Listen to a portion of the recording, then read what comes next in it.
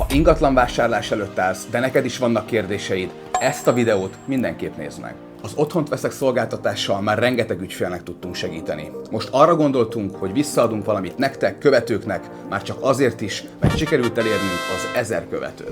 Csinálunk nektek egy webinárt.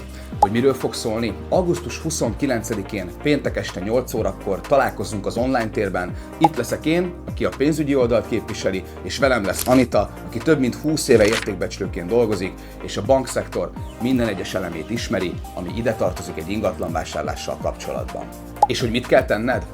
Keresd meg a weboldalunkat, az otthonttveszek.hu-t, tekerj le a legaljára, és a videón látható módon töltsd ki az adatlapot.